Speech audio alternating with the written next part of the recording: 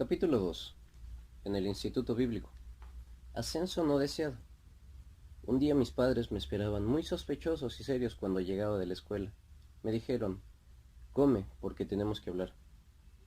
Me preocupé muchísimo, pues pensé que quizás tenía problemas en la escuela con el maestro. Pero increíblemente no se miraban enojados, más bien, diría yo, se veían complacidos.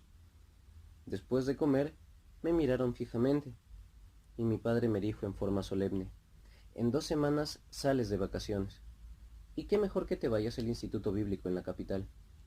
Los hermanos de la iglesia van a financiar tus estudios. Ellos van a pagar por tu estadía y la iglesia de Moyotepec cubrirá los libros. Así que a nosotros solo nos toca el pasaje. Me quedé mudo, pero no de alegría, pensé, ay no, más Biblia. Entonces les dije con voz baja, quebrada por el llanto, no quiero ir.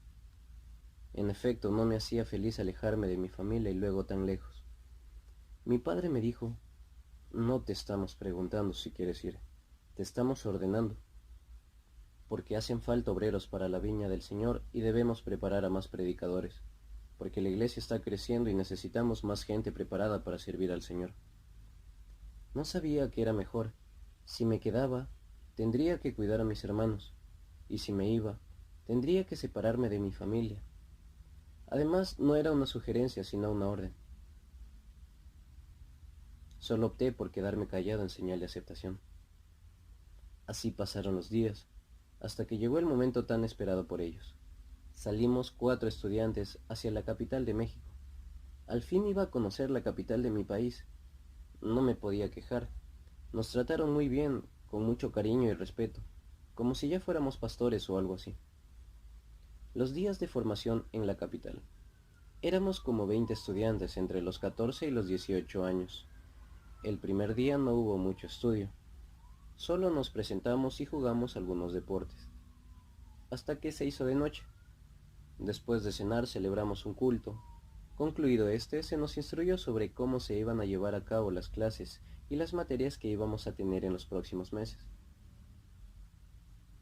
Y de esa manera fui introducido en el estudio de la Biblia de una manera más dedicada. Aprendí Sagradas Escrituras, teología protestante, historia y doctrina de la Iglesia, entre otras. También teníamos clases de tipo secular como oratoria, el arte de hablar en público y el don de convencimiento. Realmente existe un programa detallado de formación en esos centros. Por eso cuando escucho a algunos hermanos católicos decir, quizás con buena intención, que los protestantes no están preparados, pienso, ¿qué pueden saber ellos si no fueron protestantes como yo? Así empezó otra etapa de mi vida, de aproximadamente 2 años de estudio entre Biblias y libros de explicación. Pasión por la Biblia. Poco a poco fui aprendiendo los relatos del Antiguo y Nuevo Testamento, que por cierto son historias que me apasionaban y me transportaban a los años de la iglesia primitiva. Me aprendí de memoria casi todas las historias referentes a los inicios del pueblo de Israel, como son los episodios en la vida de David, su vida, su pecado, su existencia azarosa, pero llena de ejemplos a seguir. De la misma forma me transportaba al tiempo de Abraham y mientras leía me lo imaginaba saliendo de su tierra y abandonando a su gente tras la promesa de un Dios que, si bien lo podía oír, no lo podía mirar. Me estremecí cuando leí que el pueblo de Israel hizo el becerro de oro, y cuando Moisés hizo brotar agua de la roca. ¿Y qué decir del día que leí el libro de Samuel?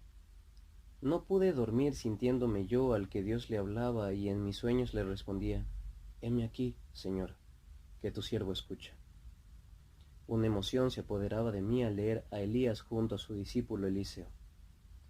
Sentía y vivía las historias como propias y en mi imaginación dibujaba al carro de fuego que se llevó al gran profeta, prodigio presenciado solo por Eliseo, quien se quedó con su manto, y que después le serviría para abrir las aguas del río Jordán. Imaginaba a Jeremías lamentándose sobre el pueblo de Dios o a Isaías profetizando la venida del Mesías, incluso a Jonás huyendo hacia Tarsis para no hacer la voluntad de Dios. Dios mío, qué hermosas historias y qué fascinantes enseñanzas. Al leerlas, las vivía. Además me sentía comprometido a enseñarlas a todos aquellos que no conocían semejante tesoro de enseñanzas bíblicas. Historia de la salvación. Cuando llegué a los Evangelios volví a meditarlos con más detenimiento. Tiempo atrás ya los había leído, pero superficialmente, sin profundizarlos. Qué gran experiencia volver a vivir la más hermosa de las historias de la humanidad. Desde la profecía de Isaías comencé a seguir el transcurso de la historia de la salvación.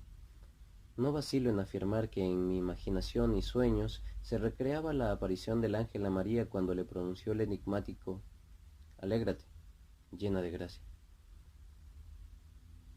Debo decir que me apasionaba ese saludo a pesar que no lo entendía, pues intuía que era para alguien verdaderamente importante en aquellos tiempos. A raíz de esto comencé a seguir la historia de la salvación desde las huellas de María, ya que al seguirla a ella seguía a Jesús. Así todos juntos llegamos a las montañas donde María visitó a su prima Isabel.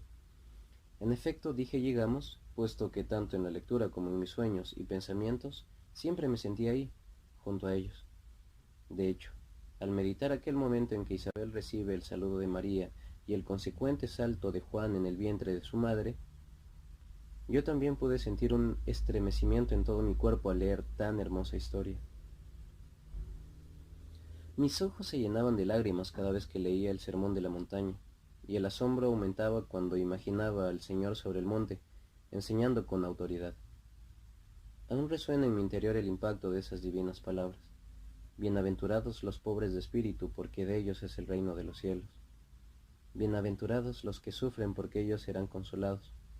Mateo 5, del 3 al 5. Yo viví la pobreza y también experimenté el sufrimiento. Sentía que estas palabras me hablaban directamente al corazón. Apasionado por los evangelios, devoré prácticamente los 4 evangelios sin importar las repeticiones ni detalles mínimos. Todavía en la actualidad los medito una y otra vez, saboreando sus enseñanzas. Gracias a ellos caminé por Jerusalén y sus alrededores, viendo la red de Pedro llena de peces y sintiéndome extasiado al escuchar la voz de Jesús diciéndole a Lázaro, «Sal de ahí». Juan 11, 43. ¿Cómo olvidar el estremecimiento de amor que me invadió por el pastor que, yendo tras la oveja perdida al encontrarla, lava sus heridas y la carga hasta el redil para dejarla en la seguridad del rebaño? Cuánto amor y compasión destila nuestro Señor en cada una de las páginas de los Evangelios. Disculpen mis desvaríos cuando relato estas escenas como si estuviera ahí, pero recuerden que es tanta mi pasión por la historia sagrada que no puedo evitar transportar mi imaginación y mis sueños a esos grandiosos momentos, cada vez que me alimento de la palabra de Dios. Cuando me sucede esto, puedo decir que soy testigo de las escenas más hermosas jamás contadas, y mi lectura se hace más rica en enseñanzas siempre nuevas. Un pasaje enigmático y detonante. Recuerdo una vez que entre mis lecturas meditadas con profundidad, me vi en aquel pasaje en donde Jesús estaba rodeado de sus discípulos preguntándoles, ¿quién dice la gente que es el Hijo del Hombre? Algunos dicen que eres Juan el Bautista, otros que Elías, o Jeremías, o alguno de los profetas. Pero ustedes, ¿quién dicen que soy yo? Mateo 16, 13 al 15. Pude sentir un prolongado silencio ante el cuestionamiento del Señor. Los discípulos se miran entre ellos, sin atreverse a hablar por temor a equivocarse. Entonces, entre todos sobresale un rudo pescador de escasa preparación, un hombre atrevido que, aunque ama y respeta a Jesús, no se atemoriza. Levantándose, con voz fuerte y firme, respondió con los ojos brillosos por la seguridad que lo llena, «Tú eres el Cristo, el Hijo del Dios vivo». Mateo 16, 16.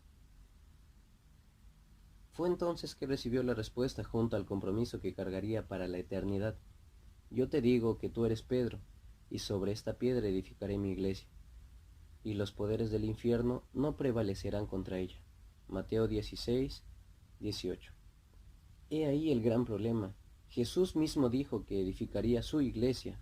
¿Por qué entonces existen tantas organizaciones que se nombran a sí mismas iglesias si Jesús edificó solo una? Confrontación con el instructor.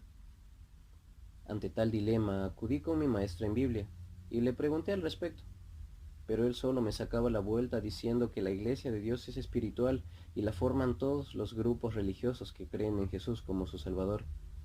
Le respondí que eso es verdad, pero él mismo nos enseñó que nuestra organización es la iglesia de Cristo.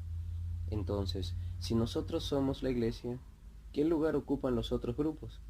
Su respuesta tan simplista versaba en que nosotros éramos la iglesia de Cristo y ellos también, puesto que la iglesia, por ser espiritual, la podían formar todos los grupos religiosos que creen en Jesús.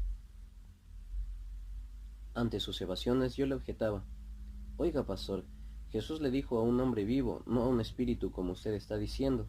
Pedro era un hombre visible, y además, refiriéndose a su apóstol, dijo que sobre esta piedra, o sea, sobre ese pescador de carne y hueso, edificaré mi iglesia. Edificar es construir. ¿Cómo se puede construir en algo espiritual, en algo que no se ve? El pastor ya estaba nervioso y molesto al ver mi ignorancia, entre comillas, por lo que no le quedó de otra más que evadirme con una artimaña extra. Lo que no entiendas hoy lo entenderás, como dice Juan 13:7. Ahorita preocúpate por estudiar, y el Espíritu Santo poco a poco te irá mostrando sus misterios, porque esto es un misterio. Obviamente no quedé muy satisfecho, pues no acepté la opinión del pastor, pero no podía hacer nada sino obedecer y seguir estudiando.